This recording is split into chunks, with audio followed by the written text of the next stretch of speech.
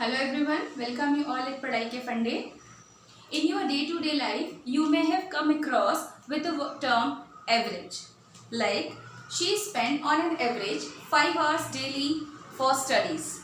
Or, a player scored on average 65 runs per match. Does it mean that she spent exactly 5 hours daily for studies? It can be more or less some days. In second example, it's also not obvious that the player exactly scores 65 runs only per match. That also can be more or less than 65. So, if you observe, I have used a term average before telling this number, that is 5 hours daily or 65 runs per match. Average means that a centralized idea, that if talking about the 5 hours daily, that means approx 5 hours. It can be somehow less, like some day it may be 4 hours, some day maybe 4 hour 30 minutes or 5 hour 30 minutes, like that. So that the term average shows that we are showing the centralized idea of a data. These are known as representative value. We are representing the value of the time taken for that girl for studies and the runs scored by the player using the term average. So this is the measure of central tendency to what we know also by the name arithmetic mean. So today we will study about the measure of central tendency, that is arithmetic mean. Many know are here, but today we will study about this. To explain it better, I have taken an example here. Here I have written the runs scored by a player in 8 innings he played.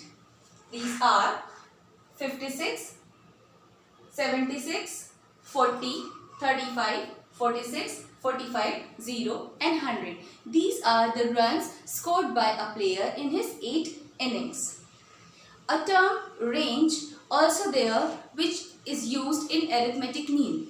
Range means the difference of the highest and the lowest data. If we are asked to calculate range of these data, so we can see here that the lowest data here is 0 and the highest one is 100. So range of the data here is the highest observation minus the lowest observation, that is 100. That means the runs are lying between 0 and 100 here.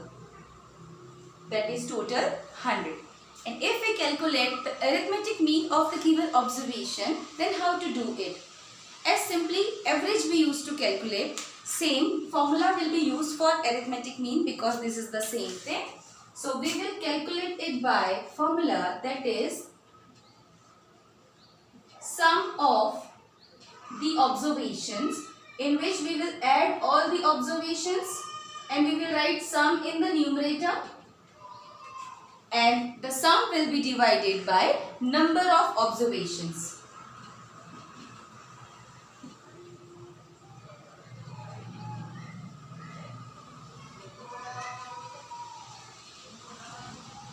So here we have added the runs scored by the player in 8 innings. Sum of the run is 400